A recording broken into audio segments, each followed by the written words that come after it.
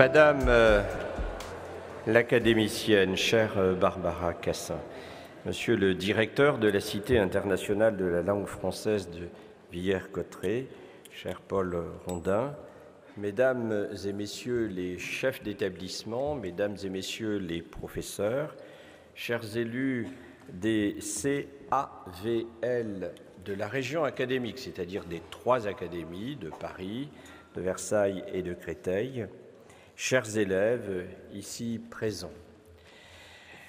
Au nom de l'ensemble de la région académique d'Île-de-France, la chancellerie des universités, je vous remercie.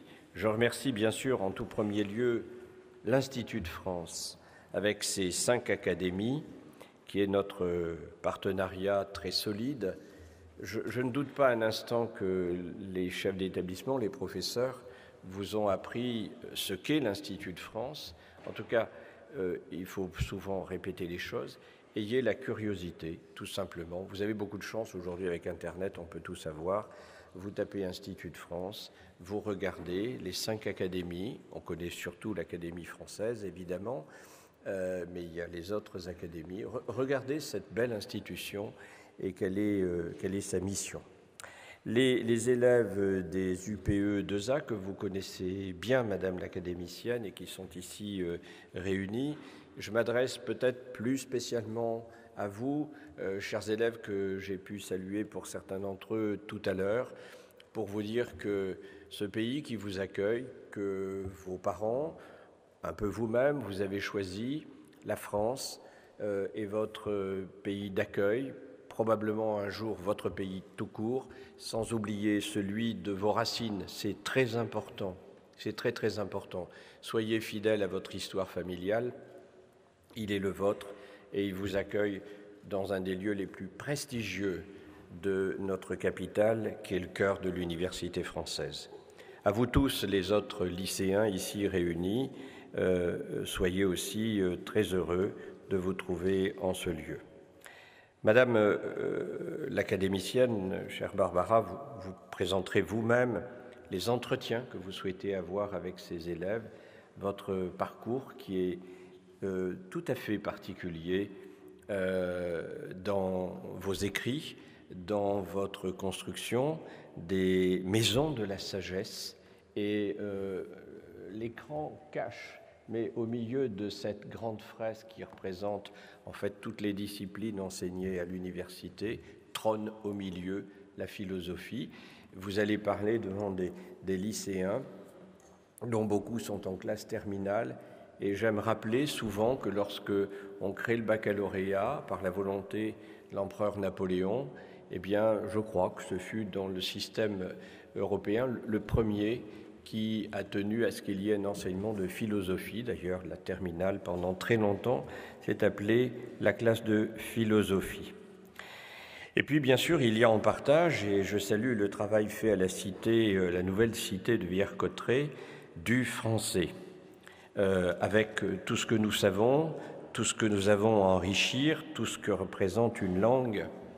Je suis professeur de droit et j'aime rappeler que lorsqu'on a légèrement modifié la Constitution pour qu'on mette que le français est la langue officielle du pays. On ne l'avait pas fait en 1958 parce que ça tombait tellement sous le sens que personne n'y avait songé une minute.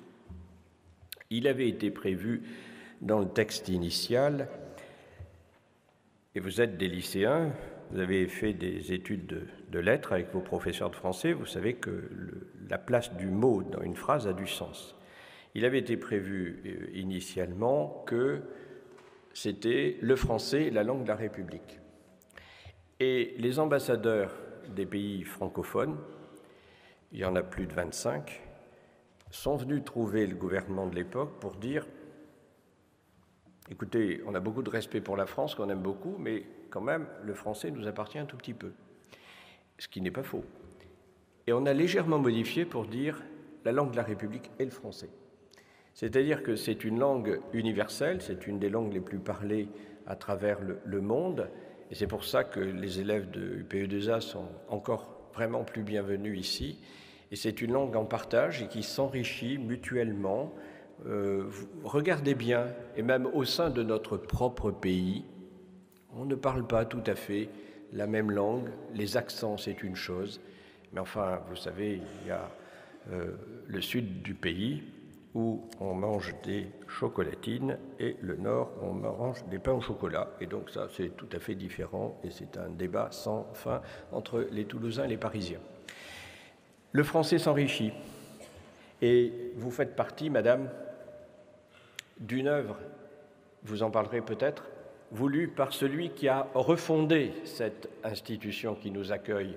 Il est ici présent, le cardinal de Richelieu, qui a voulu également l'Académie française. Donc il y a vraiment une unité extraordinaire entre l'Institut de France et la Sorbonne, et il faut dire et répéter, pour vous, élèves, que l'Académie n'est pas là pour dire « voilà comment il faut à tout prix écrire le français », mais par la volonté de ces statuts initiaux de 1635, voilà quel est l'usage, voilà quel est le français que l'on parle, voilà quel est le bon usage, avec des discussions, vous le savez, au XIXe, infinies, sur comment faut-il écrire le nénuphar, et ça c'est des discussions qui passionnent les Français, ou faut-il un accent circonflexe ou pas sur le mot « il », etc.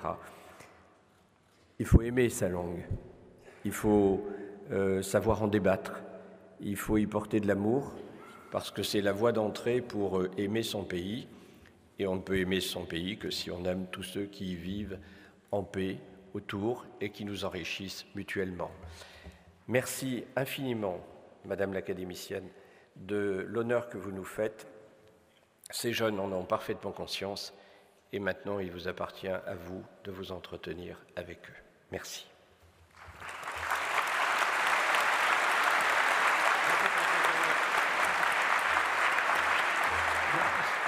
Bien.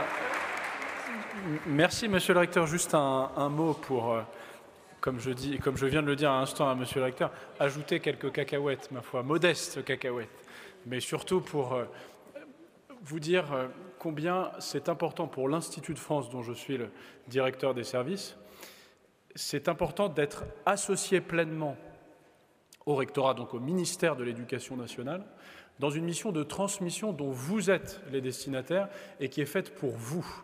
Et en réalité, quand nous conduisons cette mission, puisque l'Institut de France, vous l'avez compris, c'est une institution très solennelle, très officielle, très importante, très prestigieuse, c'est-à-dire que c'est l'institution qui réunit tous les académiciens, et au premier chef les académiciens de l'Académie française, puisque c'est la plus ancienne et c'est la plus célèbre.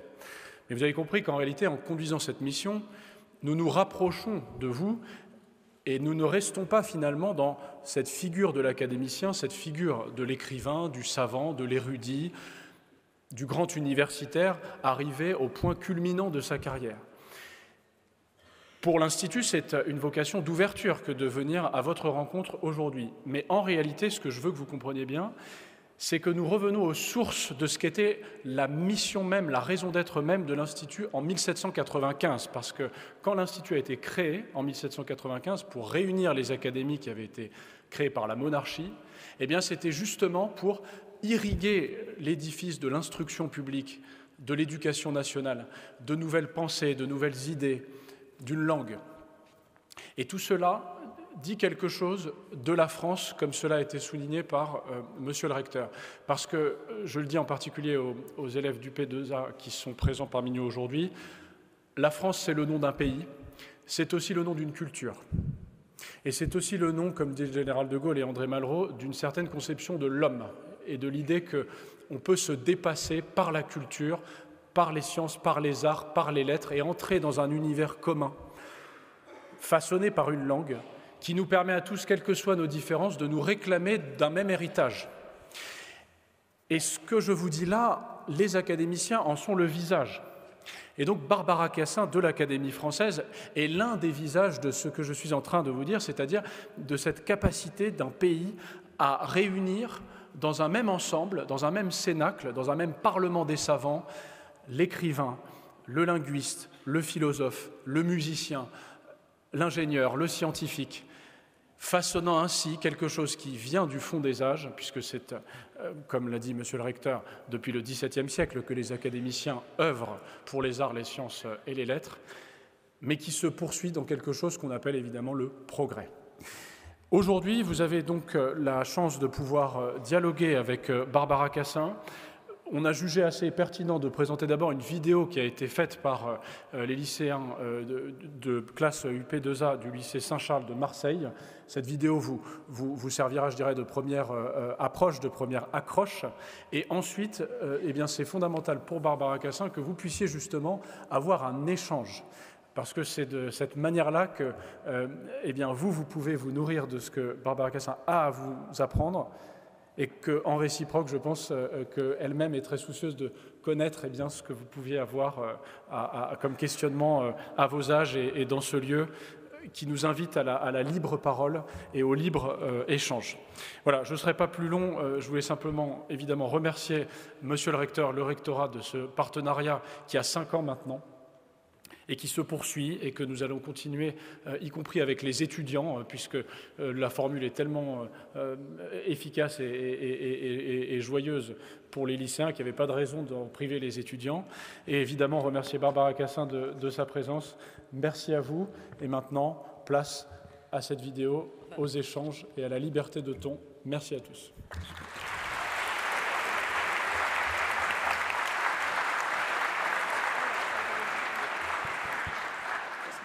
Peut-être avant la vidéo, c'est à moi de vous remercier. D'abord, je remercie le rectorat, je remercie l'Institut, mais je vous remercie d'être là.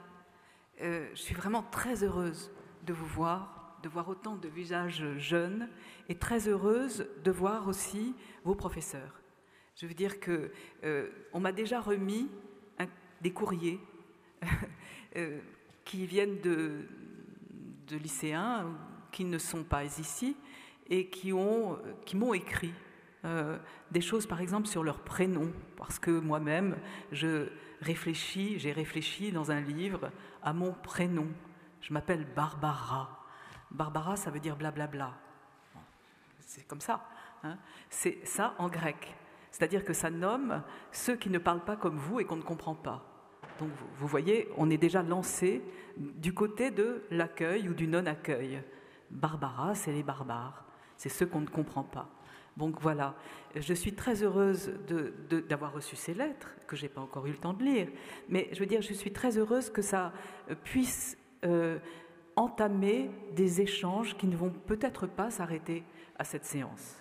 Voilà, merci. C'est un petit film qui a été réalisé donc à Marseille sur des phrases de Jean-Luc Lagarce. Dans une classe du PE2A, Jean-Luc Lagarce a proposé une phrase qui est la phrase suivante. J'étais dans ma maison, j'attendais que la pluie vienne, je regardais le ciel comme je fais toujours, comme je l'ai toujours fait, et je me souvenais. Et à ce moment-là, chacun des élèves de cette classe dit dans sa langue maternelle ce dont il se souvenait. Donc il dit une phrase que les autres ne comprennent pas, car en gros, chacun parlait sa langue et ne parlait pas la langue de l'autre, ou très peu s'intercomprenaient. Et donc il dit, et le son de sa langue est plein de souvenirs, très beau. Et ensuite, alors qu'il vient d'arriver en France, il traduit à sa manière, comme il peut. Donc il parle de manière très hésitante le français, et son souvenir, il le dit dans la langue d'accueil.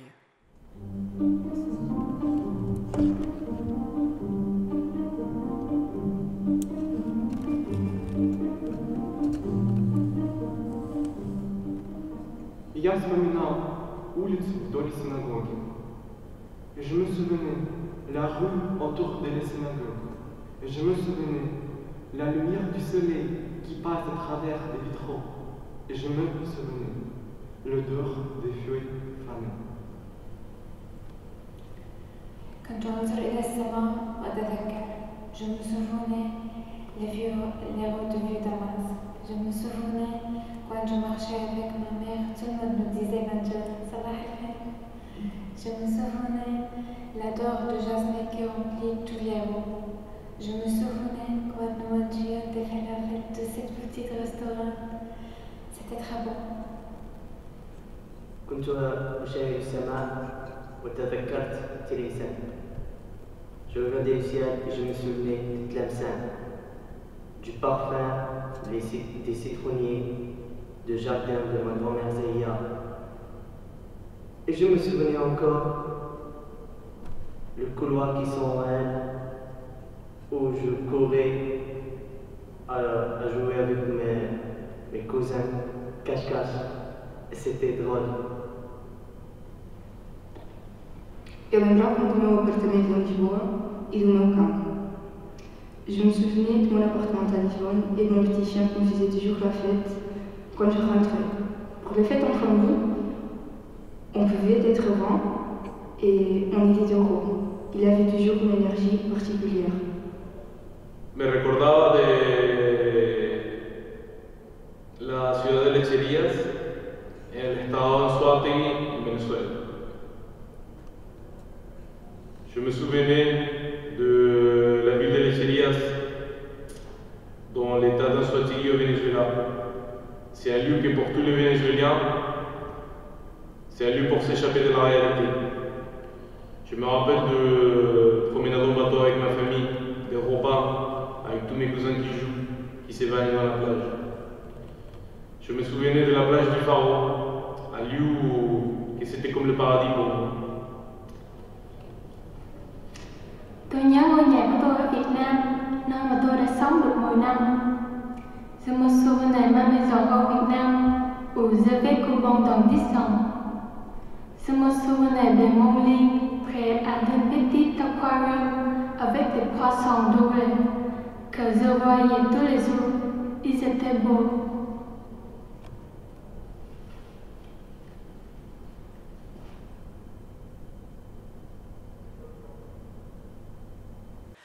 Alors là, c'est toujours dans la même veine.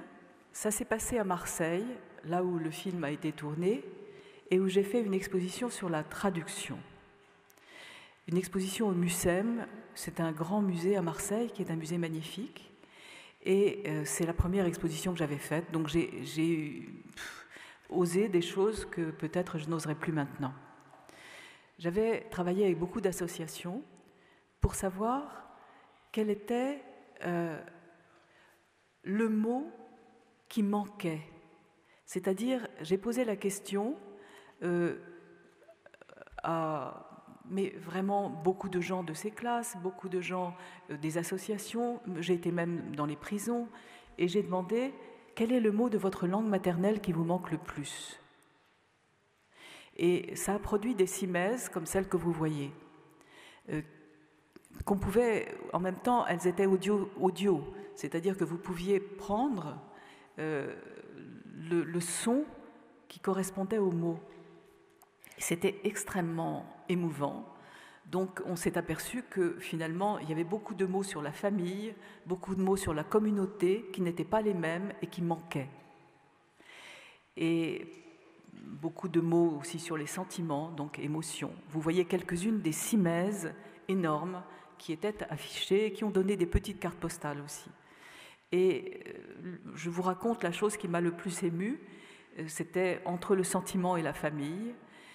C'était une femme qui disait, voilà, le mot qui me manque le plus, je ne saurais pas le reproduire, hein, c'est un mot en arabe, et elle disait, vous comprenez, ça veut dire, je l'aime à vouloir mourir avant lui.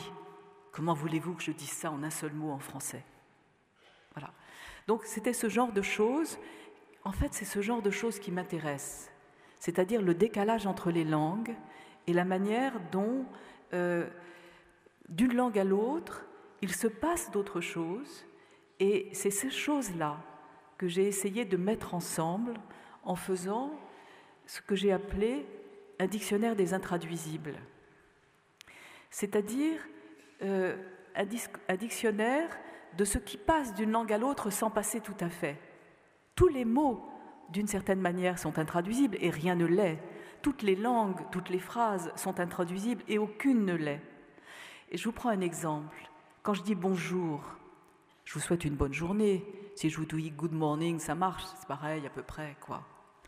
Mais quand je vous disais en grec ancien, on disait chaire. Ça voulait dire réjouis-toi, jouis. C'est comme ça qu'on ouvrait la journée. Et en latin, on disait « vale », porte-toi bien, sois en bonne santé. On voit bien que ce n'est pas la même chose. Et aujourd'hui, on peut dire « salam »,« shalom », on vous souhaite la paix. Ça n'est quand même pas la même chose que de dire « bonjour ». Voilà. Donc c'est autour de ça que je trouve que la traduction, si vous voulez, ce que j'ai appelé les intraduisibles, c'est une grande chance de réflexion.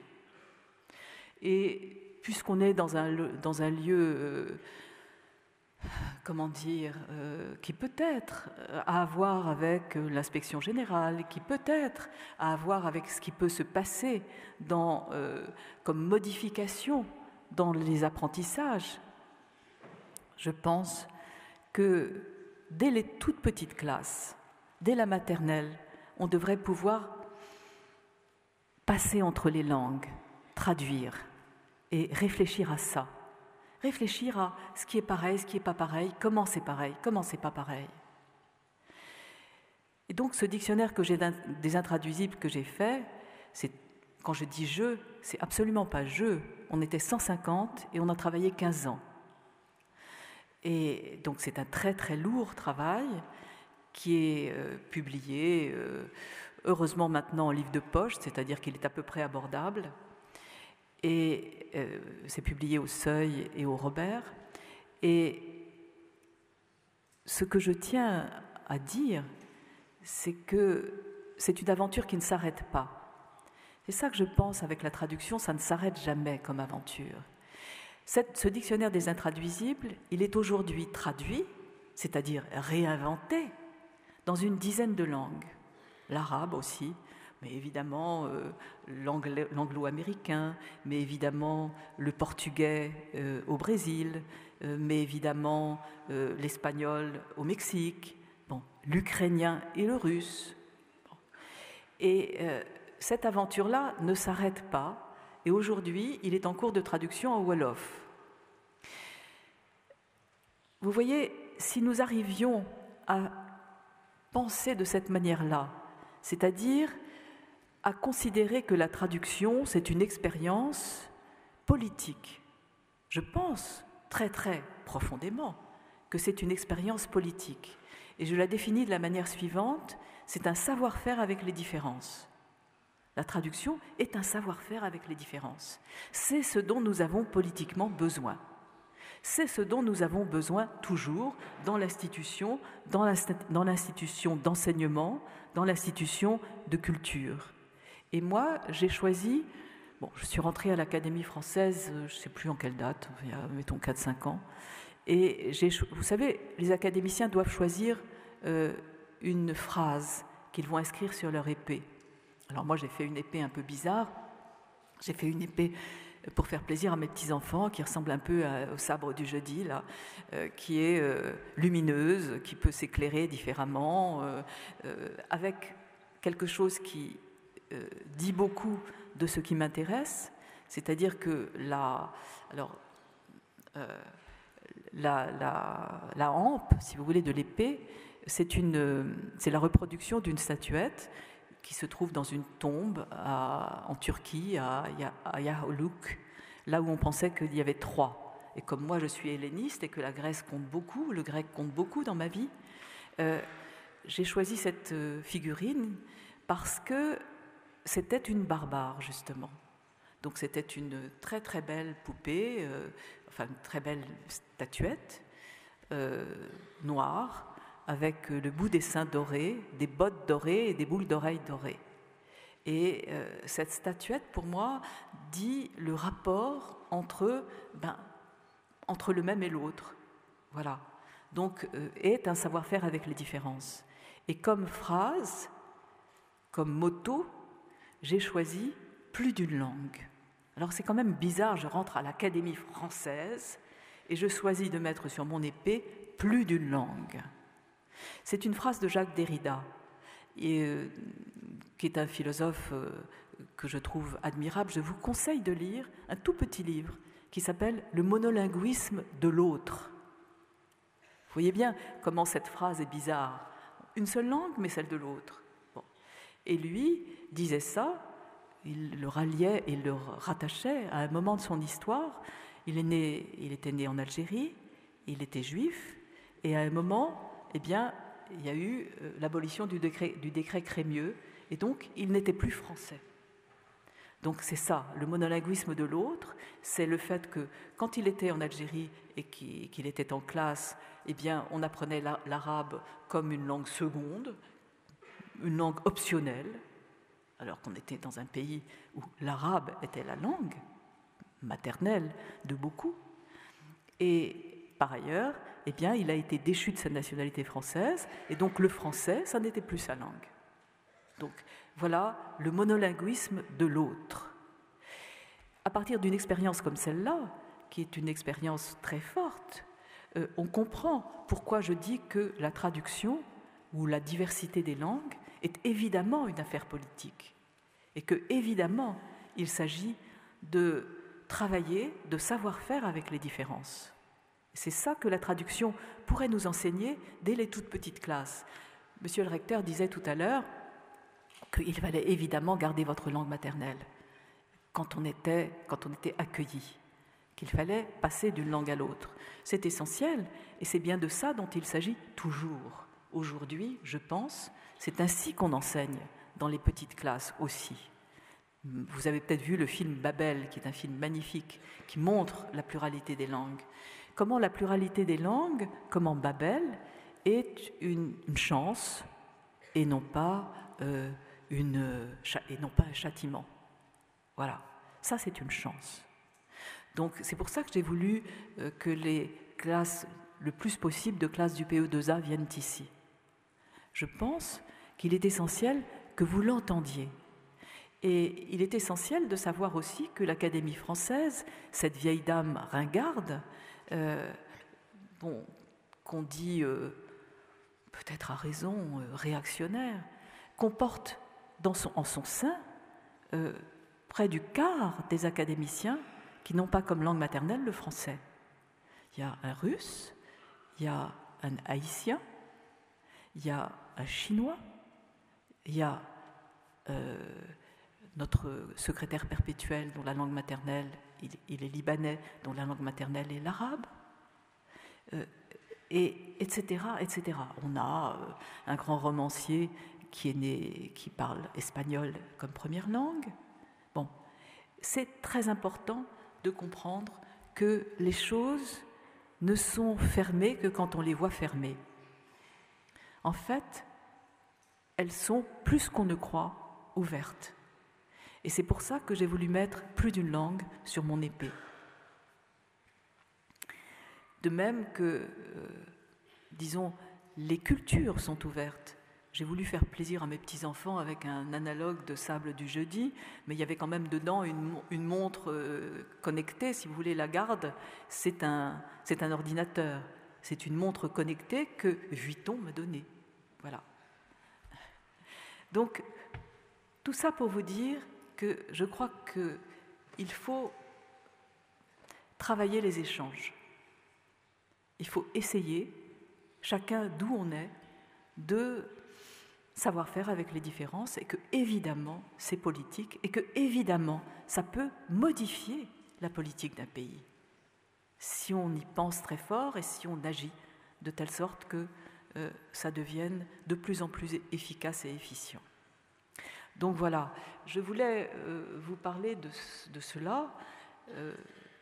D'abord, je n'ai pas préparé de conférence, mais je voudrais peut-être qu'on fasse un premier tour de réaction par rapport à ce que je viens de dire, et ensuite, un premier tour d'échange, et ensuite, je vous parlerai de manière un petit peu plus philosophique de ce que peut une langue. Voilà. Alors, vous levez la main, qu'on puisse passer un micro, et surtout, vous n'hésitez pas à parler, à dire ce que vous pensez, et à poser des questions. Il n'y a jamais de questions bêtes.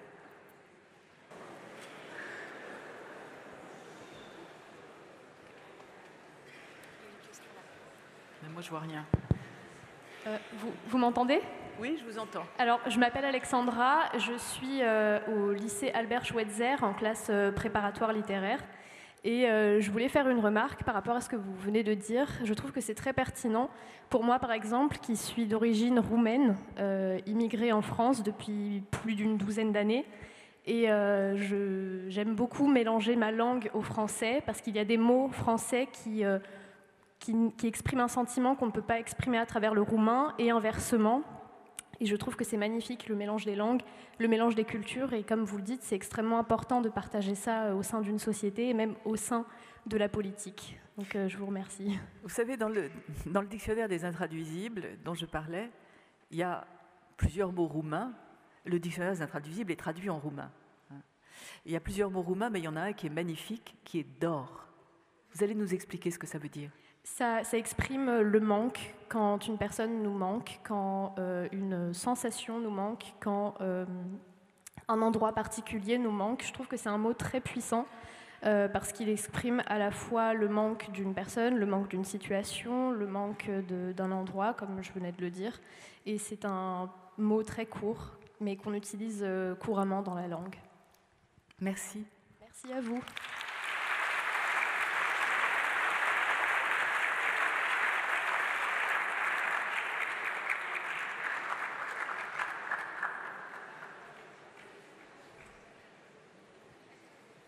Je vois rien.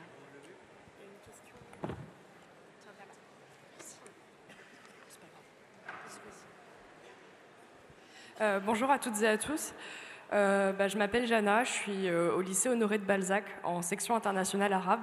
Donc c'est une section où on pratique notre langue, où on est bilingue en fait. Donc je suis originaire d'Égypte, enfin j'ai toujours vécu en France, mais mon père est égyptien. Et je rejoins ce qu'Alexandra a dit sur le fait qu'il y a des mots intraduisibles qui sont très beaux et que j'affectionne particulièrement. De beaux mots, surtout que la langue arabe est une langue vraiment très riche et très belle. Et je suis très contente d'avoir cette langue dans mon répertoire. Et je voulais parler d'un moment où j'attendais en fait d'aller en cours.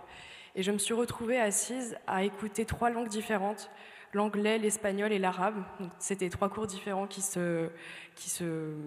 s'enseignaient du coup côte à côte. Et c'est là que je me suis dit que ce mélange de langues, c'est magnifique, que le monde est beau et qu'il faut s'ouvrir à ces langues parce qu'en s'ouvrant aux langues, on s'ouvre à d'autres cultures, d'autres histoires et qu'il ne faut donc pas se fermer et s'enfermer dans notre propre imaginaire, dans notre propre monde petit et reclus. Voilà. Merci.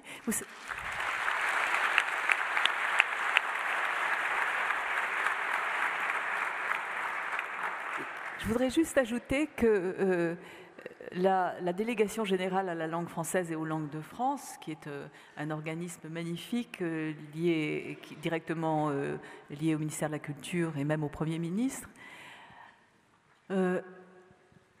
fait le compte des langues qui sont parlées en France et du nombre de locuteurs. Et que la langue la plus parlée en France après le français, c'est l'arabe. Voilà. Donc ça, c'est le nombre de locuteurs en arabe en France, c'est juste la première langue après le français. Merci.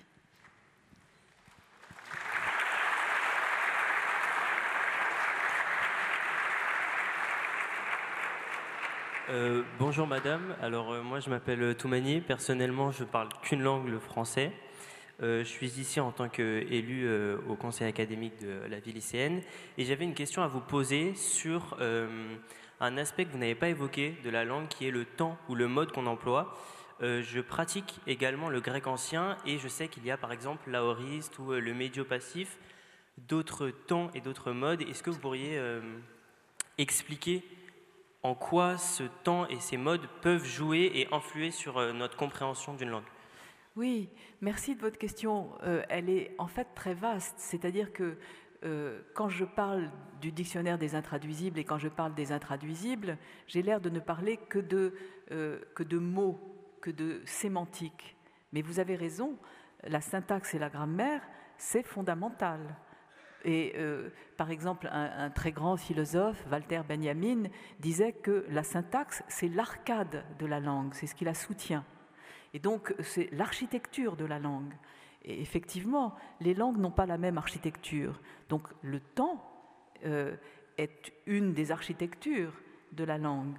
Les temps, la différence des temps, la différence des modes et tout simplement la différence de la syntaxe. Et alors, bon, en grec, la conjugaison est souvent ce qui déroute et dégoûte les gens de faire du grec. J'aimerais bien qu'il y ait beaucoup de gens qui fassent du grec. J'aimerais que beaucoup d'entre vous fassent du grec parce que c'est une langue extraordinaire. Mais j'aimerais bien qu'on l'enseigne un peu autrement.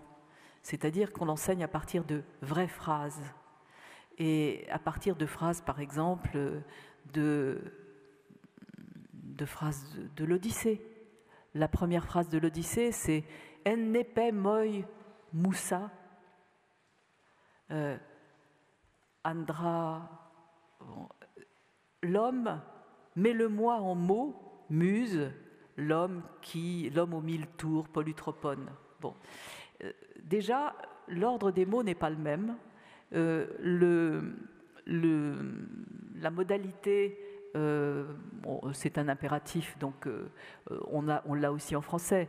Je ne réponds pas très précisément à vos modes, enfin à l'explication des modes, parce qu'elle dépend à chaque fois. Par exemple, en anglais, peut-être beaucoup d'entre vous sont familiers avec l'anglais, le mode progressif, la voix, enfin ce qu'on appelle, je ne sais pas si on l'appelle comme ça maintenant, la voix progressive, I am going.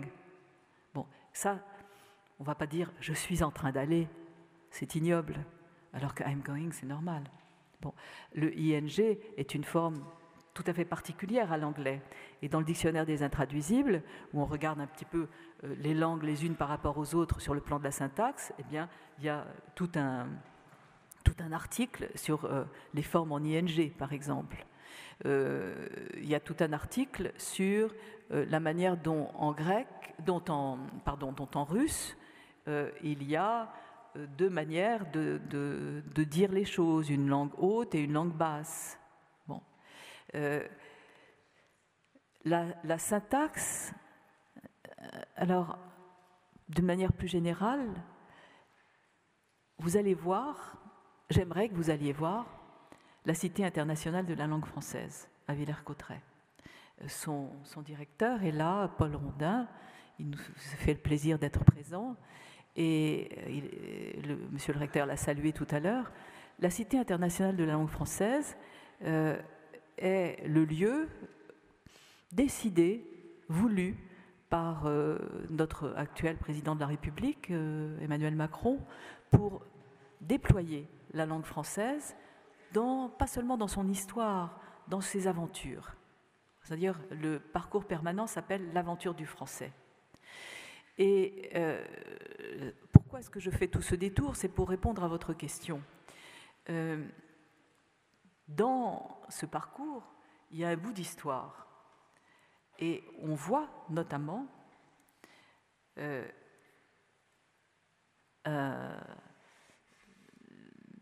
manière de faire comme si le français était la langue naturelle, la langue du monde, celle dont la syntaxe est pure, immédiate. Donc ça répond à votre question. Alors, sujet, verbe, complément. Ça, c'est l'ordre de l'universalité de la langue française. Tout d'un coup, j'oublie le nom du philosophe. Excusez-moi, j'ai un trou de mémoire. Je cherche qui a écrit de l'universalité de la langue française. Je vous ai cité tout à l'heure ? Oui, non, de l'universalité de la langue française. Bon, ça va me revenir, pardon. Mais c'est hyper connu, j'ai honte. Qui peut le dire? Je suis sûre que vos professeurs le savent. Pardon? J'entends pas. Oui, Rivarol, merci. Donc Rivarol écrit de l'universalité de la langue française. Et il dit, voilà, la langue française, c'est la seule qui soit pur, raisonnable et qui ait gardé l'ordre naturel. Sujet, verbe, complément. Autrement dit, cette syntaxe a l'air d'être naturelle. Alors que vous voyez que, par exemple, en grec, dans la phrase que je vous citais, enepe, moi, moussa, andra, polytropone, etc., ça commence autrement. C'est-à-dire que le verbe peut être ailleurs. Il n'est pas forcément juste après le sujet. Et vous savez qu'en allemand, pour ceux qui font de l'allemand, le verbe est à la fin. Moi, j'avais un professeur d'allemand qui me disait, très embêtant, on écrit des longues phrases, une suite de phrases en allemand, et les dernières passes s'envolent. C'est tous les verbes. Bon. Voilà. Donc, tout ceci pour dire qu'en effet, la syntaxe et donc les temps, les déclinaisons, quand elles ont lieu, l'ordre des mots, jouent un rôle essentiel dans les phrases. Et vous avez raison, je ne peux pas en dire grand-chose, sauf que c'est essentiel et il n'y a pas d'ordre naturel. Quand on croit, enfin ça c'est peut-être quelque chose que je pourrais dire pour de bon, c'est qu'on ne sait qu'on parle une langue que quand on en parle deux. Quand on en parle une seule, on peut croire que c'est la seule langue possible. Et du coup, on ne sait pas que c'est une langue. On ne sait qu'on parle une langue que quand on en parle ou quand on en comprend au moins deux. Alors c'est une langue, et ce n'est pas le langage. Et je suis helléniste, ça compte beaucoup pour moi la langue grecque. La langue grecque, je vous parlais de mon nom, barbare, Barbara. Eh bien, face à barbare, il y a ce que les Grecs nomment logos. Logos, les latins traduisent par ratio et oratio, raison et discours. Ils traduisent par deux mots, ratio, raison, rationalité, et oratio, oraison, vous voyez, discours. Bon. Pourquoi je vous cite ça maintenant ? Eh bien, c'est parce que les Grecs pensaient que leur langue était le logos. C'est-à-dire que c'était la raison même qui parlait quand ils parlaient. Et du coup, ils pouvaient nommer barbare, c'est-à-dire blablabla, toutes les autres langues. L'idée de Derrida, par exemple, avec plus d'une langue, c'est que justement, pour qu'il y ait langue, il faut qu'il y en ait plus d'une. Sinon, il n'y en a même pas. Il y a le langage, logos. Le langage qui se confond avec la rationalité. Et alors, on est dans un monolinguisme, non pas de l'autre, mais du même, et extrêmement dangereux. C'est justement, d'une certaine manière, l'idée de Rivarol, bien que l'universalité de la langue française, c'est un discours en réponse à une question posée par l'Allemagne. Et l'Allemagne a posé comme question pour un concours, pouvez-vous parler de l'universalité de la langue et de la langue française ? Et il y a eu deux vainqueurs ex aequo, Rivarol et un Allemand, qui parlaient autrement, vraiment tout à fait autrement, de l'universalité de la langue. Voilà. Et peut-être, si je parle de l'Allemagne et de l'Allemagne de cette époque, c'est-à-dire du 19e, c'est que le plus grand linguiste à mes yeux, c'est Guillaume Wilhelm von Humboldt, qui faisait la différence entre le langage et les langues. Et il disait, moi je n'ai jamais rencontré le langage, je n'ai rencontré que des langues. Si vous passez au pluriel, c'est déjà le monde change. Vous passez à la pluralité et à la diversité des langues et le monde change. Il n'est plus monolithique. Il n'est plus... Alors, on a plus de mal à construire l'universel. L'universel n'est pas posé d'emblée. Il est à construire, justement. On peut universaliser. Mais il n'est pas là, toujours déjà là. Et il n'est pas là déposé dans une langue. Je vous parlais du dictionnaire des intraduisibles. Et je vous disais que la traduction est pour moi quelque chose de politique. C'est une manière de répondre déjà à la deuxième partie de nos échanges, qui est ce que peut une langue.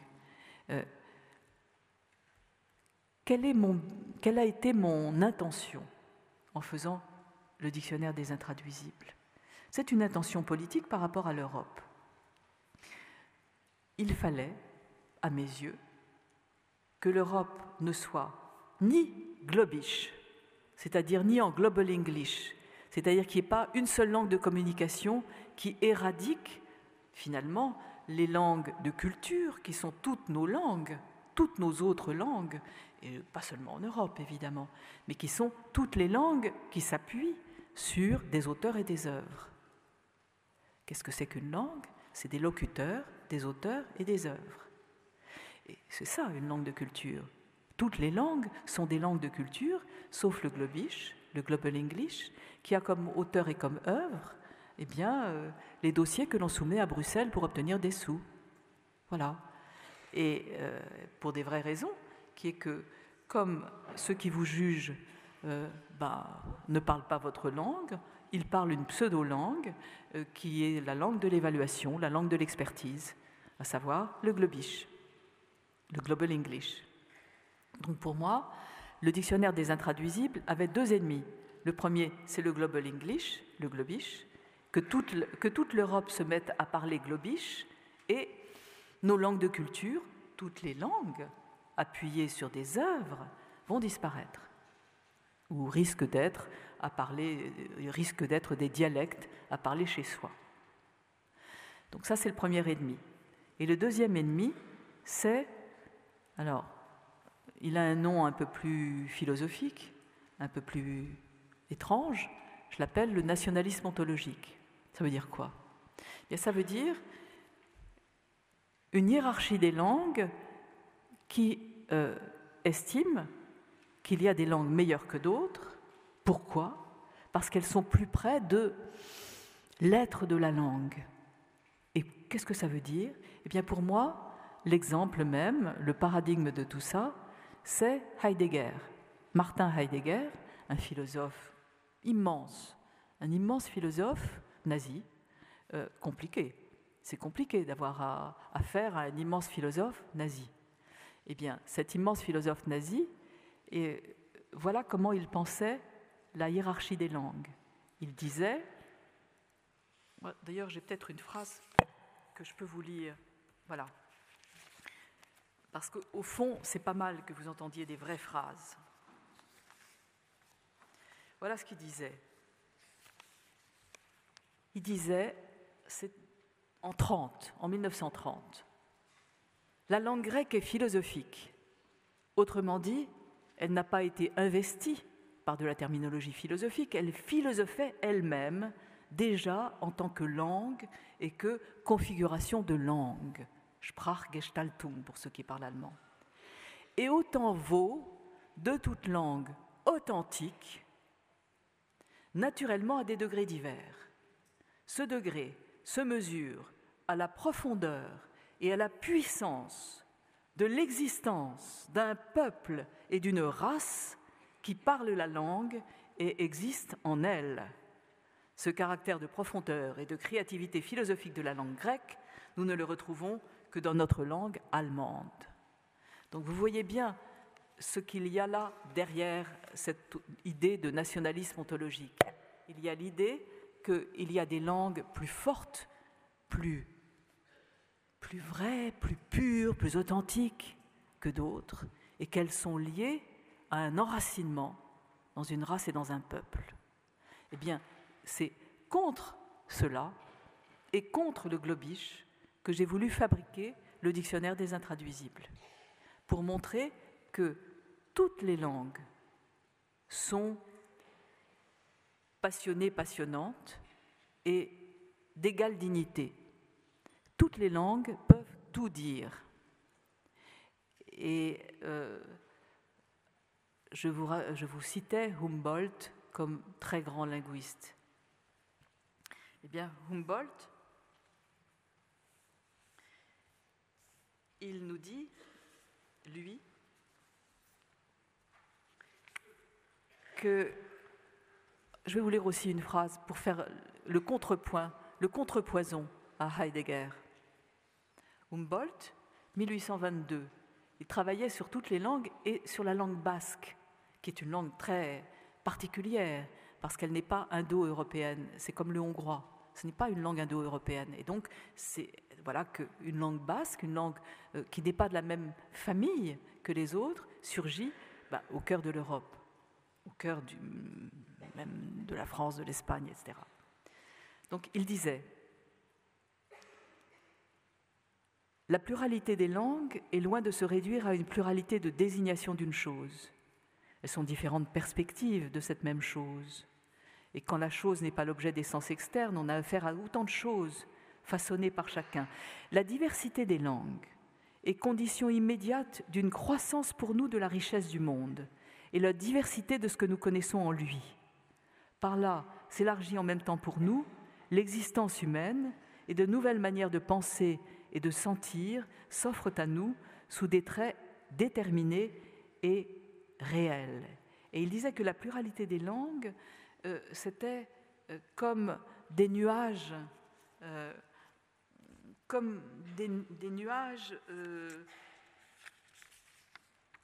qui bougent. Il disait par exemple, l'action indéterminée de la force de pensée se condense dans un mot comme de légers nuages apparaissent dans un ciel pur. C'est alors un être individuel d'un caractère et d'une figure déterminée capable de se transplanter. J'ai voulu mettre des nuages de mots sur la couverture des dictionnaires des intraduisibles. C'est pour vous dire que ce qu'il faut bien comprendre, c'est que ce qui compte, c'est le rapport entre les langues. Ce qui compte, c'est de s'arrêter à ces différences, à ces symptômes de différence qui sont les difficultés. Et nos difficultés à comprendre une autre langue, ce sont des indices pour notre langue aussi. Voilà. Donc, le travail entre les langues, prendre le temps de passer d'une langue à l'autre, voilà qui est, pour moi, essentiel pour comprendre ce que peut une langue, la force d'une langue. Voilà. Est-ce que vous voulez qu'on s'arrête un peu et qu'on fasse un deuxième temps d'échange et de questions? Moi, j'aimerais. Il y a une question là-bas.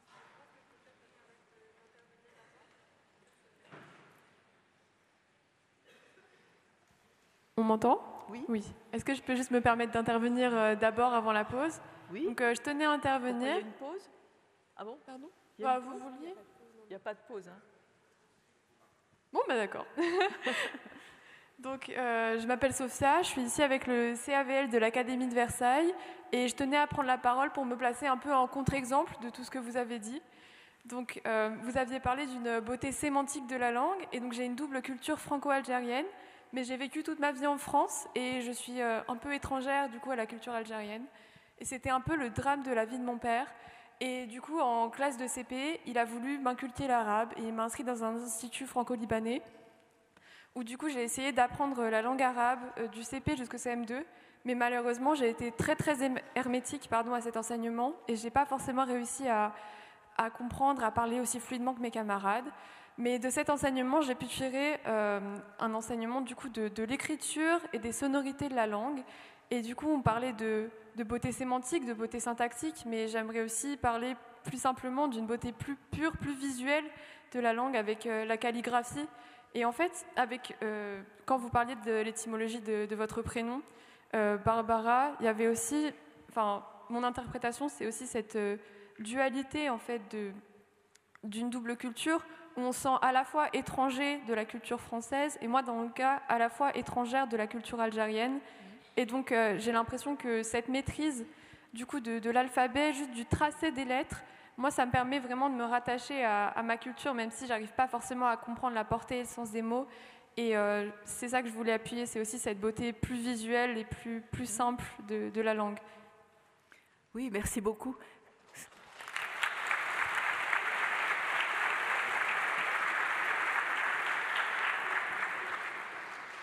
vous avez raison, le tracé des Écritures et oui, on vient. Le tracé des Écritures et du son. Au fond, ce sont deux choses matérielles extraordinairement passionnées et passionnantes. Hein. Juste une toute petite... Enfin, je raconterai cette histoire après. D'abord, les autres questions. Ici. Ah bon. Bonjour, je me présente, je m'appelle Asimakou Ben Sawaf et donc j'étudie au lycée Louis Jouvet et je suis ici dans le cadre de ma première année d'apprentissage du latin. Et donc à un moment que vous avez répondu à mon camarade vis-à-vis de sa question au sujet des modes et des temps. Et il y a un moment qui m'a assez marqué et interpellé, c'est quand vous avez parlé de la pureté de la syntaxe dans le sens où le français va aller chercher à l'essentiel. Et donc pour moi ça exprime quelque chose comme étant le fait que les autres langues possèdent une certaine richesse dans la manière dont elles expriment les choses sans forcément avoir besoin que d'un seul mot. Et j'aimerais vous demander aujourd'hui si c'est dû à l'histoire des populations qui parlent ces langues, si c'est dû à un passif, si c'est bien pour ça qu'aujourd'hui il y a une différence de richesse entre par exemple le français qui a une certaine pureté de la syntaxe et si c'est bel et bien dû à un passif, savoir si c'est volontaire, c'est-à-dire que est-ce que les populations qui pratiquent ces langues avec tant de richesse ont conscience et ont la volonté de créer une langue avec tant de richesse. Alors, ce que je voudrais tout de suite préciser, c'est que Rivarol, qui dit « ça n'est pas la langue française, c'est la langue humaine », il est fou. Je veux dire que... il est fou. Je ne suis pas d'accord. Hein, c'est pour ça que je vous ai lu ensuite ce qui, pour moi, pouvait, au fond, découler en mal de Rivarol, qui est Heidegger. Hein, le grec et l'allemand enracinés, comme si c'était des langues de l'être. Bon, comme si c'était les langues de la pensée par excellence. Eh bien, Rivarol, comme si le français était la syntaxe naturelle par excellence. Il n'y a pas de syntaxe naturelle. Et il n'y a pas de langue, disons, à mes yeux en tout cas, il n'y a pas de langue supérieure l'une à l'autre. Toutes les langues disent tout ce qu'elles veulent. Ça, c'est une très belle phrase de Humboldt aussi. Une langue dit tout. Toutes les langues disent tout. Bon, alors, maintenant pour revenir à votre question, au fond, on est familier d'une syntaxe. Et moi, je suis familière, via le latin, de la syntaxe, sujet, verbe, complément, le verbe pouvant se trouver à la fin, mais disons de la grammaire latine. Et le grec, même si sujet, verbe, complément fonctionne grammaticalement, n'a pas du tout le même, a encore moins que le latin, la pesanteur de l'ordre. L'ordre français, vous savez, belle marquise, marquise belle, le bourgeois gentilhomme, d'amour mourir, vos beaux yeux me font mourir d'amour de yeux. Bon. Non, ça ne fonctionne pas en français. Eh bien, en grec, ça fonctionne. En latin, ça fonctionne. On peut bouger les mots et avec les déclinaisons, on sait à quoi ils se rattachent. L'adjectif, il va se rattacher au mot, l'adjectif au nominatif, il se rattachera au nominatif. Donc, les langues ont chacune d'autres inventivités de souplesse et de rigueur. Donc voilà, je ne crois pas je crois vraiment pas qu'il y ait de langues meilleures que d'autres. Je pense qu'il y a des langues que l'on pratique plus ou moins facilement. Par exemple, je trouve que l'orthographe française, c'est une calamité, mais heureusement d'une certaine manière, parce que cette calamité, elle est grosse d'histoire, elle tient toute l'histoire de la langue. Bon, alors, on peut faire des réformes, et il faut probablement en faire. Il faut surtout arrêter peut-être de sanctionner, comme on sanctionnait les fautes d'orthographe en dictée. Mais bon, de toute façon, maintenant, on a des caractères orthographiques, donc on s'en fiche. Voilà. Mais ce que je crois, c'est que, et ça je le crois vraiment, chaque langue est une vision du monde et a sa manière d'attraper le monde. Et ça se lit dans sa syntaxe, évidemment. Et c'est comme ça que, d'une langue à l'autre, on arrive à attraper d'autres mondes. Il y a une très, très jolie comparaison, je trouve, qui est justement, pendant toute la période du romantisme allemand autour de Humboldt, c'est une langue, c'est un filet de pêche. On le jette sur le monde et ça ramène certains poissons. Bon, quand les mailles ne sont pas pareilles, quand elles sont plus petites, quand elles sont plus grosses, quand on le jette autrement, quand on le jette à une autre heure, etc., ça ramène d'autres poissons. Eh bien voilà, il faut, au bout de toutes ces pêches, on a quelque chose comme un monde. Il y avait d'autres questions, je crois. Bonjour. Bonjour à tous et à toutes. Je m'appelle Safia Ramouni et dans un premier temps, je voulais vous remercier de l'opportunité que vous nous offrez d'être ici. Vraiment, c'est un honneur, c'est vraiment splendide. Et je voulais vous interpeller sur un sujet qui me tient particulièrement à cœur en tant que jeune fille issue de l'immigration. Donc je suis née en France, j'ai grandi toute ma vie en France, mais mes deux parents sont algériens. Ma mère est issue de l'immigration et mon père est immigré. Il est arrivé en France il y a une vingtaine d'années. Donc je ne maîtrise pas l'arabe, je l'apprends, mais c'est un objectif de vie que j'aimerais atteindre un jour.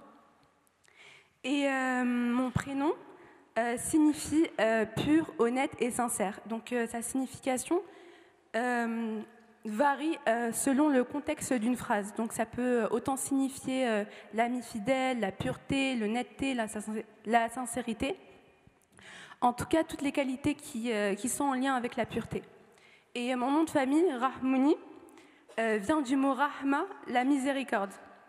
Et j'ai beaucoup discuté avec des camarades à moi, et trop souvent, malheureusement, certains parents ne veulent pas donner un prénom issu de leur langue maternelle, tout simplement parce qu'ils ont peur que ça leur porte préjudice. Parce que certaines fois, lorsqu'on cherche un emploi, le fait d'avoir un prénom étranger, ça peut malheureusement être mal vu.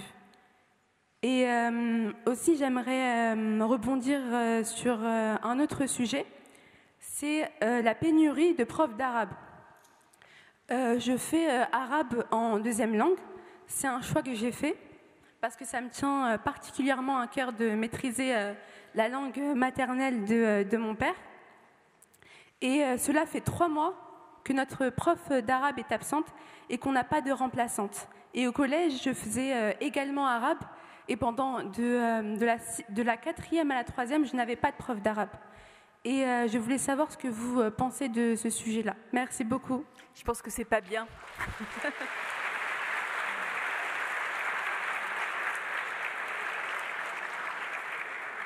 Merci, je pense que c'est pas bien qu'il n'y ait pas de prof d'arabe quand il y en a besoin.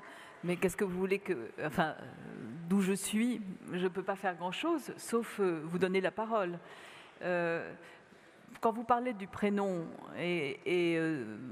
votre nom de famille suffit peut-être pour la discrimination négative. Hein. Les prénoms, ça me paraît moins grave aujourd'hui. Hein. Mais tout ce qu'on peut... Que peut-on faire sinon dénoncer? C'est ce que vous faites et vous avez raison. Je voudrais juste revenir sur une chose qui est le poids du prénom. L'intérêt, ça s'appelle éponymie en grec. Ça veut dire que c'est la manière dont le nom suit et est suivi de la chose, dans un nom propre. Et très souvent, la personne est nommée, le nom qu'on lui donne la destine. Il fait quelque chose par rapport à la suite de sa vie. Alors, vrai ou pas vrai, et on s'en dégage ou on s'en dégage pas. Mais par exemple, je prends quelques quelques prénoms en grec, un en particulier, Hélène. Vous savez, Hélène de Troie, celle qui a occasionné la guerre de Troie parce qu'elle a été enlevée ou elle a suivi, on ne sait pas trop, Paris. Elle a quitté son mari et elle est partie, voilà. Et donc, la guerre de Troie, c'était la guerre pour la récupérer. Hélène, ça vient de Elaino, qui veut dire enlever. Et c'est toujours un actif et un passif en même temps. C'est celle qui enlève, elle enlève tous les hommes, et c'est celle qui est enlevée, elle est enlevée par tous les hommes. Donc voilà, les noms sont des noms, en tout cas pour les Grecs, mais pas seulement, sont des noms qui en disent long sur la personne. Et c'est pour ça que choisir un prénom pour son enfant, c'est pas rien. C'est d'une certaine manière lui donner l'indication de la vie qu'on voudrait pour lui. Donc voilà, c'est tout ce que je voulais dire par rapport au prénom.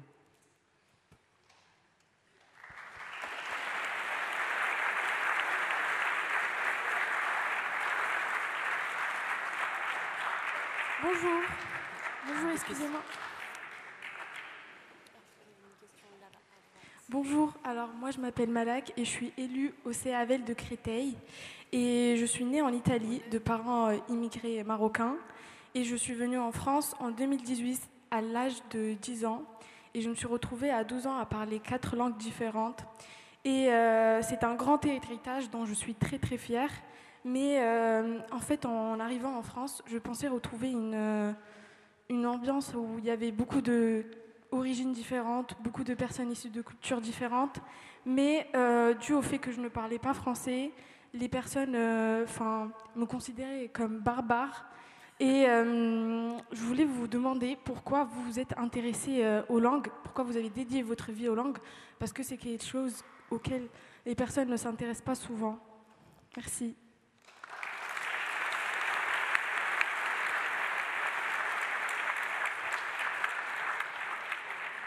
Je me suis intéressée aux langues à cause du grec, parce que tout d'un coup, en faisant du grec en classe, et vraiment, je souhaiterais que ça soit facile de faire du grec en classe, en faisant du grec en classe,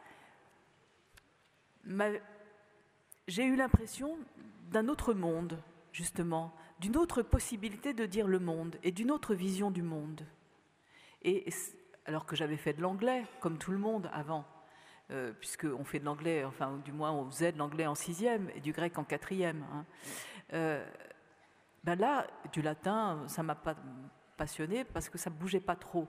Mais le grec me faisait bouger dans ma tête.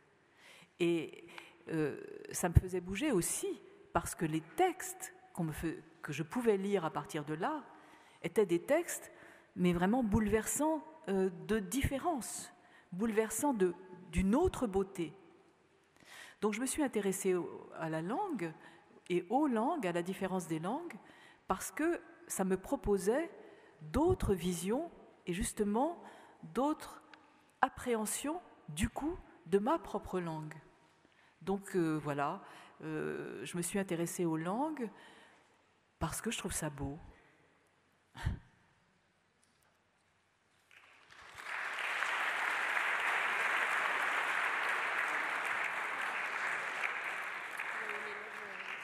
Bonjour, je m'appelle Inès, je suis élue au CAVL de Paris et je suis aussi en section binationale allemande.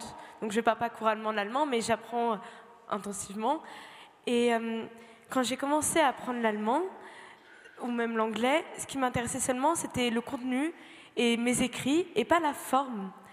Et après, on est parti en voyage à Berlin, dans une classe francophone, mais qui était aussi bilingue en allemand. Et là, on les entendait passer d'une langue à l'autre. Et c'est vraiment, plus que la simple communication qui m'apportait avant et qui était leur but de leurs échanges, on a trouvé avec mes camarades dedans une beauté dans ce passage d'une langue à l'autre, qu'on peut retrouver aussi en latin, quand les poètes changent la place des mots pour que ça fasse des rimes, et même dans la langue française. Et j'avais une question pour vous, c'était quelle est pour vous la beauté des langues en dehors du simple but de communiquer et aussi l'impact de l'écriture inclusive sur cette beauté. Merci.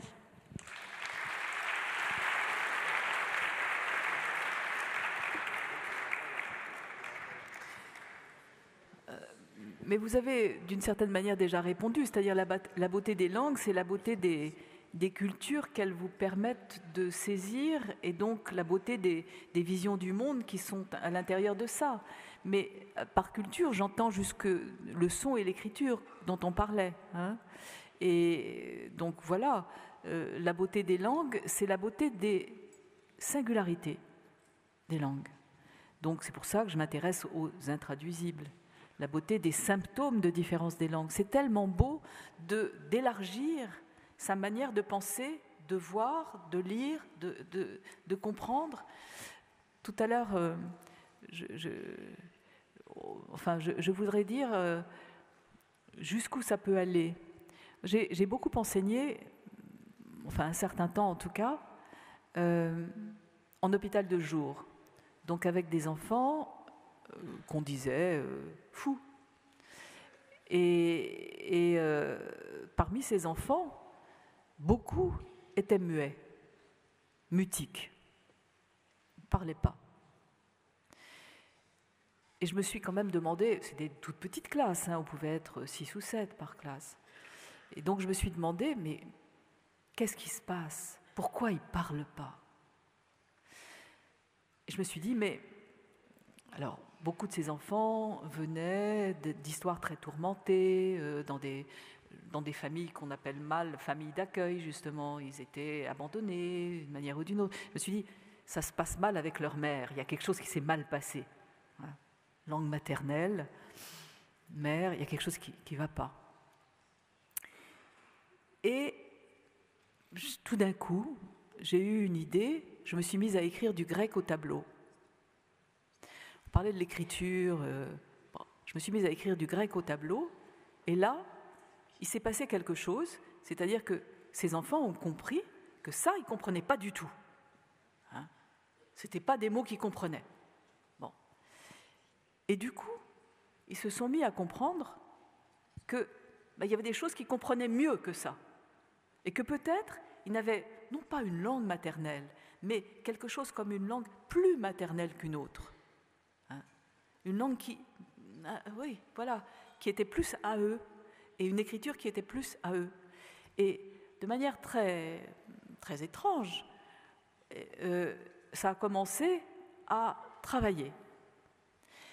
Et du coup, je me suis mise à lire avec eux, en grec et en français, et en l'écrivant en partie au tableau, un dialogue de Platon qui s'appelle le Cratyle, où on voit Socrate qui fait des choses folles, c'est-à-dire qu'il prend des mots de sa langue et puis il donne des étymologies complètement contradictoires. Par exemple, aletheia, qui veut dire vérité, ça peut vouloir dire, quand il décompose le mot, course rapide. Ou bien ça peut vouloir dire arrêt sur image, il va falloir s'arrêter. Bon. Et donc, il fait ce qu'il veut avec sa langue. On peut rêver dans sa langue, on peut inventer dans sa langue, on peut faire des jeux de mots dans sa langue, on peut travailler dans sa langue. Et à ce moment-là, c'est peut-être comme ça qu'on s'aperçoit qu'on a une langue plus maternelle que l'autre. Et alors, excusez-moi, je vais être un peu grossière, mais il y a un élève à ce moment-là qui a levé le doigt et qui a dit « Madame, j'ai compris, j'ai compris ». Je dis « Qu'est-ce que tu as compris ?»« J'ai compris l'étymologie de concierge. » Bon, très bien, voilà. Il avait compris qu'il pouvait jouer avec sa langue et que le français, c'était sa langue plus maternelle au fond. Donc voilà, je voulais dire que c'est comme ça, d'une langue par rapport à l'autre, qu'il se passe des familiarités différentes. Voilà. Je ne sais pas si j'ai répondu à votre question, parce que j'ai oublié votre question. Qu'est-ce que c'était, sa question ? L'impact de l'écriture inclusive sur cette beauté. Ah, l'impact de l'écriture inclusive, au secours. Vous parlez ça à une académicienne. Vous parlez de ça à une académicienne, et l'Académie française, à un moment donné, a décrété que c'était un péril mortel, l'écriture inclusive. Alors, moi, je vous répondrai comme ça, l'enfer est pavé de bonnes intentions. Hein. L'écriture inclusive, c'est là pour montrer que la langue française en particulier, elle est, masculine, virile, mâle, etc. Et puis, maintenant, moi, je ne peux pas lire l'écriture inclusive. Je trouve ça épouvantable. Effectivement, ça m'ennuie prodigieusement. C'est-à-dire l'enfer est pavé de bonnes intentions. C'est une très bonne intention. Montrer qu'il faudrait quand même que les femmes, ou la femme, est une visibilité dans la langue. Et qu'on n'imagine pas que le générique, c'est l'homme. Bon, ça commence comme ça, n'est-ce pas? C'est-à-dire que homme a deux sens.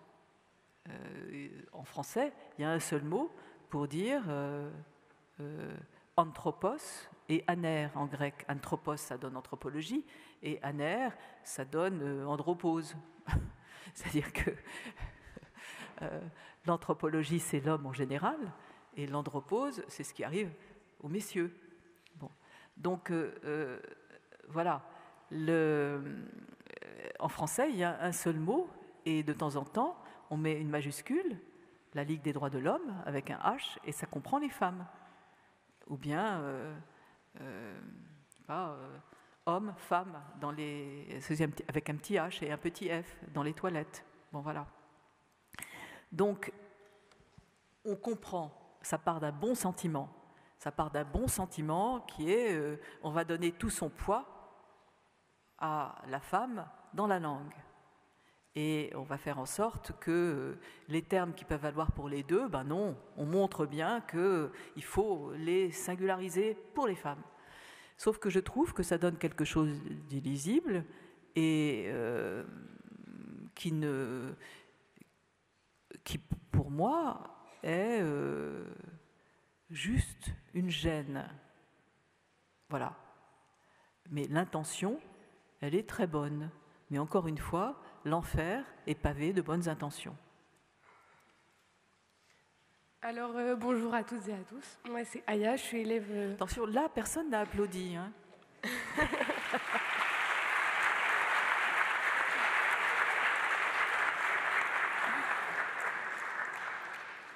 Je suis élève au lycée Le Corbusier avec que des spé littéraires.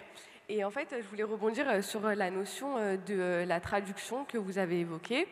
Je voulais vous demander en fait si traduire, c'était pas une forme de trahir aussi certains récits, parce que en fait traduire des textes, que ça soit grec, latin ou même en arabe, qui vont être traduits dans une autre langue, ils vont forcément perdre leurs nuances ou certains jeux de mots ou même leurs références culturelles. Et en fait, vous avez expliqué que ça a rassemblé certaines cultures, le fait de traduire. Et ma question, en fait, c'était surtout de savoir si, en traduisant, on perdait pas, en fait, tout le sens du texte. Alors, bien entendu, traduire, trahir, hein, traducteur, traditor, et ça court partout, et ça n'est pas faux. C'est-à-dire que, par rapport à quoi ? Par rapport à quoi ? Donc, moi, ce qui m'intéresse, c'est de comprendre la distance entre un texte original et un texte traduit, et réfléchir à cette distance. Alors, il y a un auteur extraordinaire que vous connaissez peut-être, c'est Borges, qui est un Argentin génial. Et il disait, pour répondre à ce genre de questions, oui, l'original essaye de ressembler à la traduction. Voilà. C'est-à-dire que cette distance qui existe, évidemment, elle est porteuse de sens des deux côtés. Elle dit plus sur l'original que s'il n'était pas traduit, et elle dit plus sur la langue de traduction que si elle n'essayait pas de traduire. Bon, personne ne dit que c'est identique. Mais ce qui est intéressant, c'est de savoir en quoi c'est différent. C'est tout. Alors bien entendu, il y a des bonnes traductions, il y en a des très mauvaises. Des très mauvaises, c'est-à-dire que d'abord, elles peuvent être des traductions fausses, tout simplement. Vous faites bien des contresens. Bon, moi aussi. Donc, elles peuvent être fausses.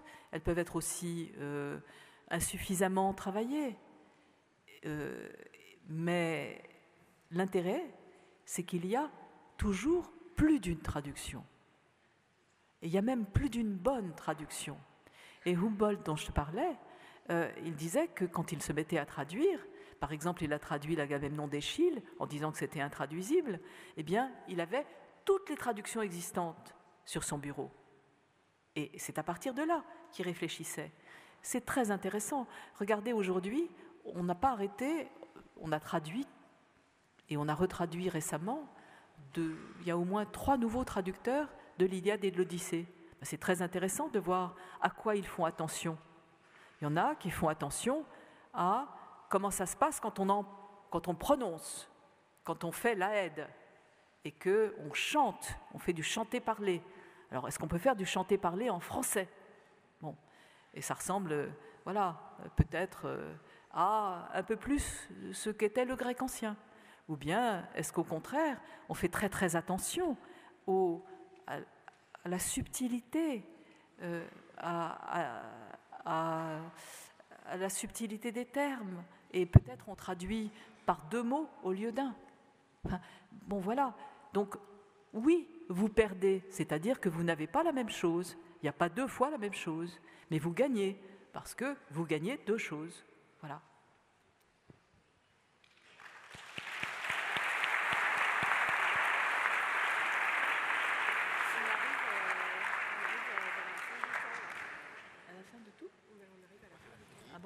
Alors, il paraît qu'on arrive bientôt à la fin et que je n'ai pas parlé de ce que peut une langue.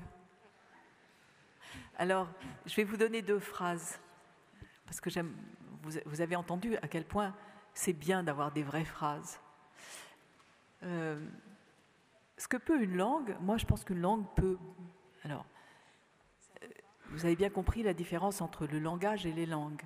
Hein. Les langues, c'est ce qu'on rencontre. Le langage, c'est le logos grec, c'est ratio et horatio, c'est ce qu'on universalise et souvent ce qu'on s'approprie. Alors, ce que peut une langue, c'est ce que peut la parole, hein, ce que peut, justement, d'une certaine manière, le fait que l'homme parle, soit doué de langage. C'est la définition aristotélicienne de l'homme. L'homme est un animal doué de logos, doué de ratio et horatio. Bon. Je vais vous donner 2 phrases parce que pour moi, le langage peut tout. Peut, en tout cas, est le seul à pouvoir lutter à armes égales contre la violence. Donc ça, je le crois vraiment. Et je vais vous lire 2 phrases qui sont les mêmes dans des contextes complètement différents.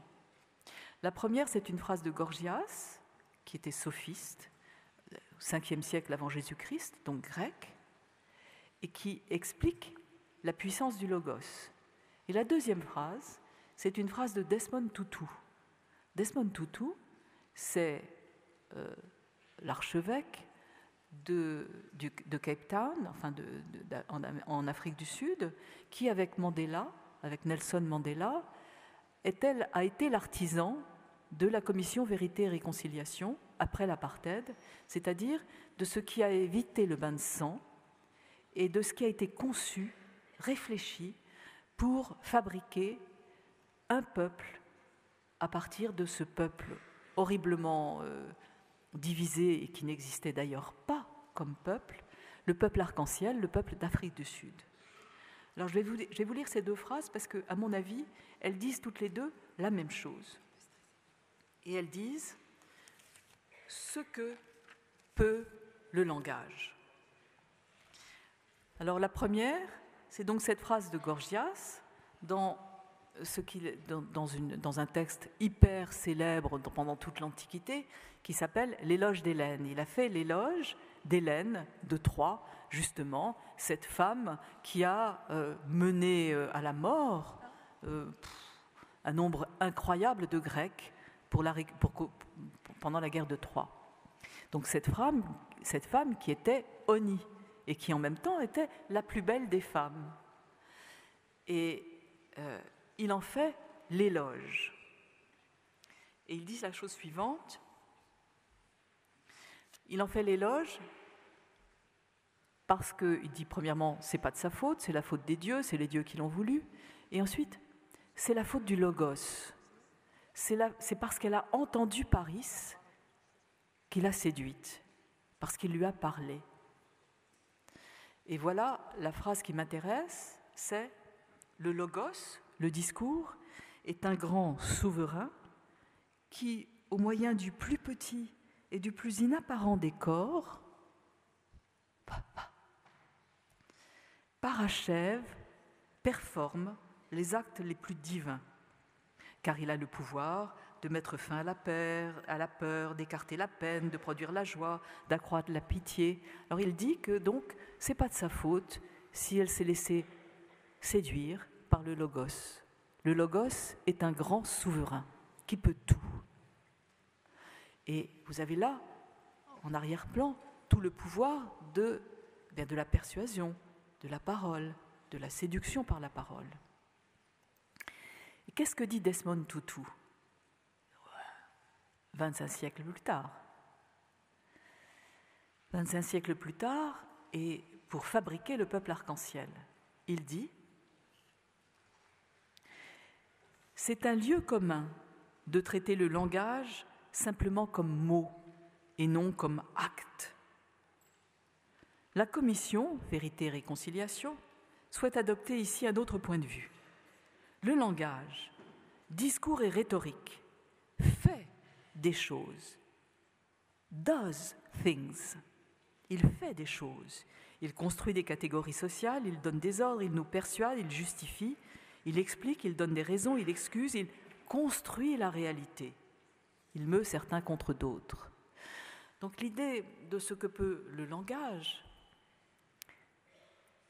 quand je dis qu'il peut tout, c'est qu'il construit le réel dans lequel nous vivons. Les langues, la différence des langues construit le monde dans lequel on vit de manière un peu différente, mais au sein de cette grande construction qu'est le langage, qui construit la réalité. C'est-à-dire que quand vous nommez quelque chose, d'une certaine manière, c'est comme ça que cette chose est. Vous le faites être. Et tout à l'heure, je parlais du prénom. C'est ça, vous voyez, c'est ça qu'il y a derrière, avec l'éponymie, le choix du prénom pour quelqu'un. D'une certaine manière, il y a dans le langage quelque chose de l'ordre de la magie, de la pensée magique. Vous faites être quand vous parlez. Et vous produisez le monde comme il va se voir, comme il va se dire, c'est-à-dire comme vous allez le voir, comme vous le voyez quand vous le dites. Donc, là, on ne fait jamais assez confiance et aussi on n'a jamais assez peur du langage. C'est-à-dire que quand un Premier ministre parle de submersion migratoire, il parle de submersion migratoire. Donc, il fait être, d'une certaine manière, cette chose-là. Et donc, il faut l'entendre et il faut, si on n'est pas d'accord, lutter contre. Mais on fait avec les mots. Les mots font. Et ça, c'est une vraie leçon, je crois. Donc, il faut en avoir conscience.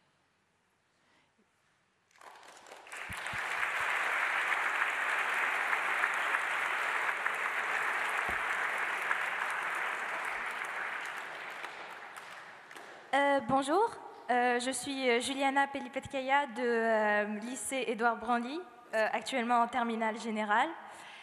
En fait, je voudrais déjà vous remercier pour cette présentation parce que pour moi, personnellement, je trouve que c'est très important de dire aux élèves, par exemple, qui viennent de l'étranger, de dire que vous pouvez venir ici, vous êtes acceptés, parce que dans la vie, vu que moi aussi je suis venue de l'étranger,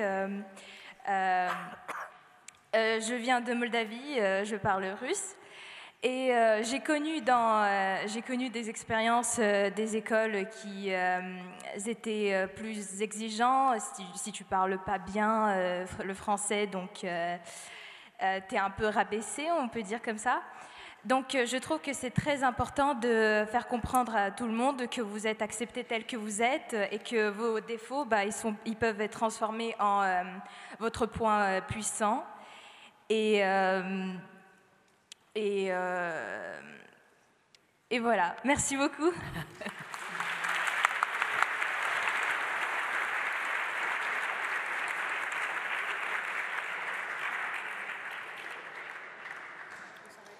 Il y a d'autres interventions? Je crois qu'il y a des mains levées encore. Il y a encore des mains levées. Levez l'œil bien haut. Là, là-haut, il y en a. Il y en a une en bas avant. Une en bas et une là-haut. Bonjour. On a encore 10 minutes. C'est comme vous le souhaitez. Ça marche pas? Normalement, oui. On m'entend? Oui, allez-y. Bonjour à toutes et à tous.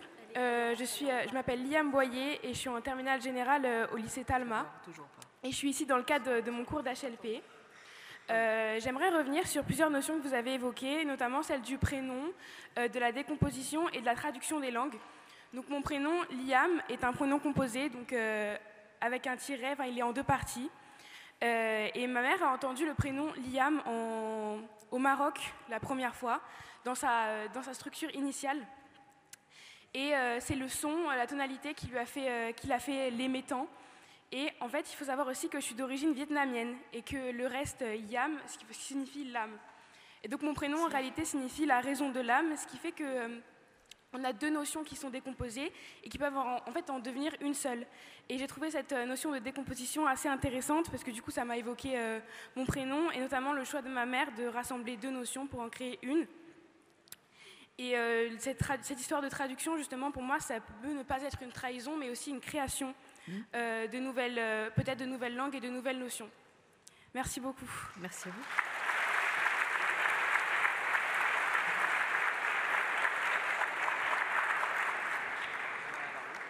Vous avez des questions là-haut? Tu passeras de l'autre côté. Et puis là?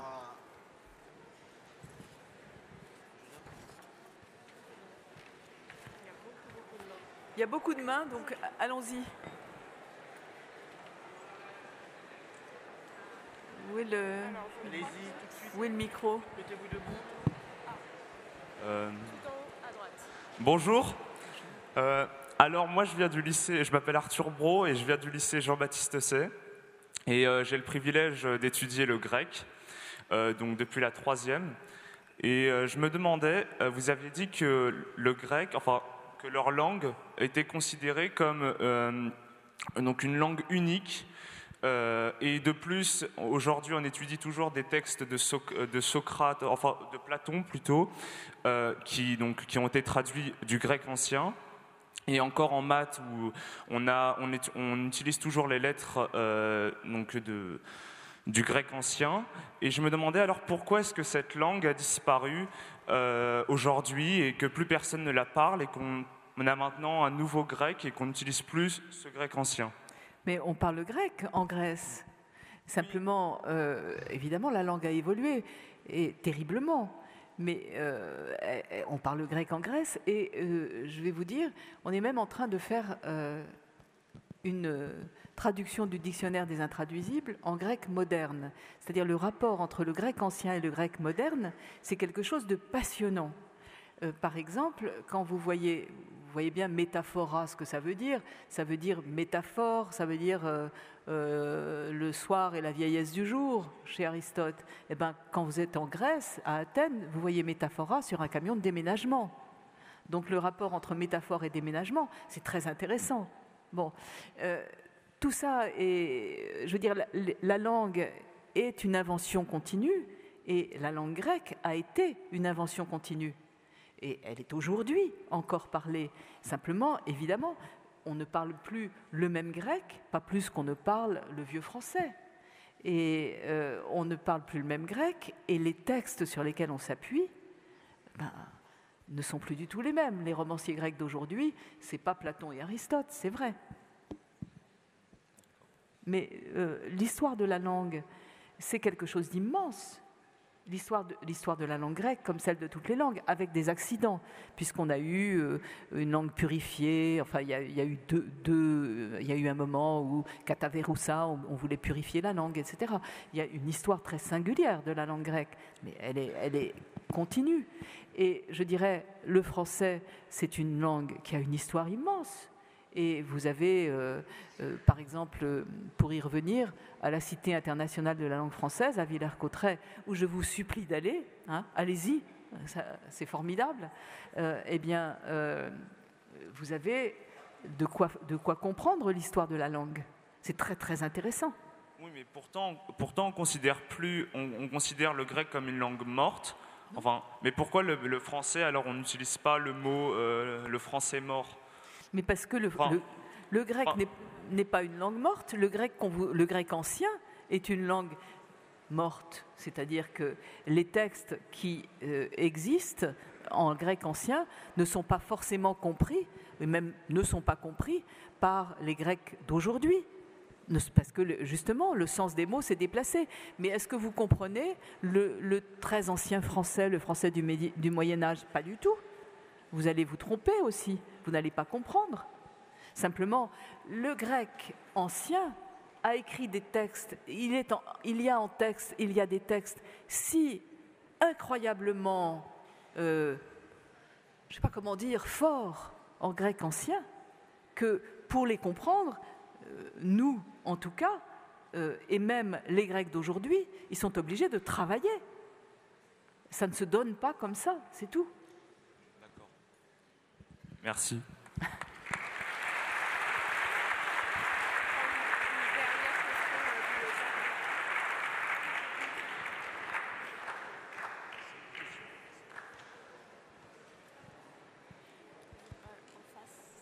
Bonjour. Je le vois.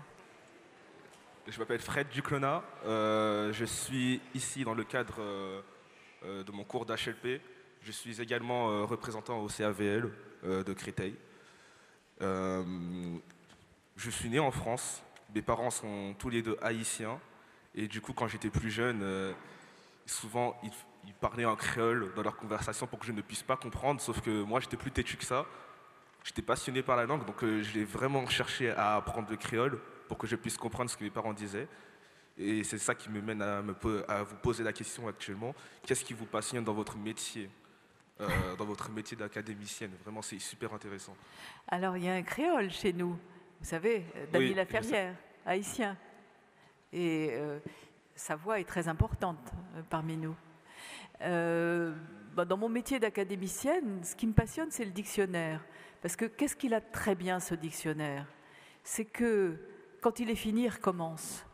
C'est-à-dire qu'il rend manifeste que la langue est un flux, et un flux historique.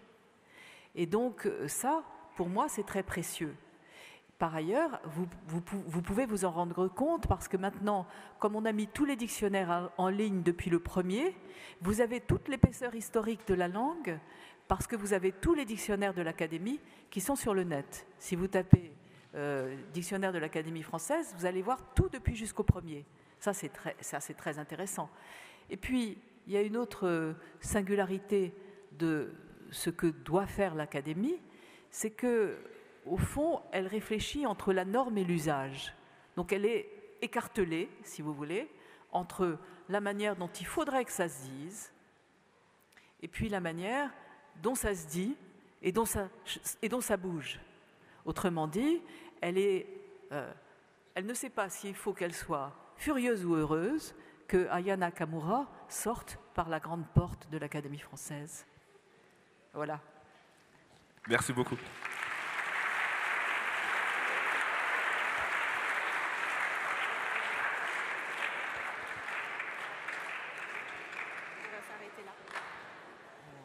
Celle-là. Bonjour à tous, je m'appelle Roldi Janvier et je suis un élève au lycée Jean Zé et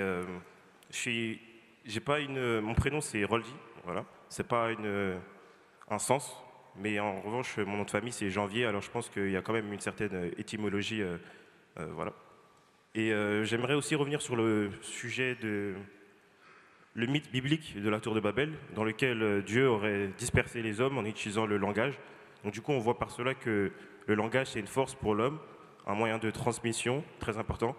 Et comme vous l'avez si bien dit, le langage, du moins la pluralité des langues, c'est pas un châtiment, mais une chance. Et c'est pour cela que je retiens de cette conférence que le langage articulé qui différencie les hommes des animaux, ce n'est pas un simple moyen de communication, mais c'est plus que ça, c'est plus un moyen de transmission des savoirs, un moyen d'unir les hommes, voilà. Et la pluralité des langues aussi, ça représente les peuples, les différents peuples. C'est pour cela que lorsqu'une langue disparaît, ce n'est pas simplement la langue qui disparaît, mais c'est plutôt un peuple, une nation. Voilà. Il y a un peuple derrière.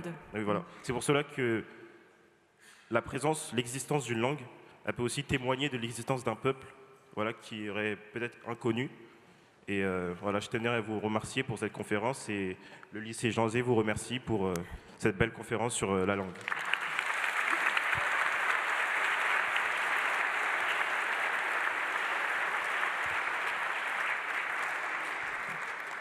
Bon, c'est moi qui vous remercie pour ces échanges. C'est très précieux pour moi. Merci.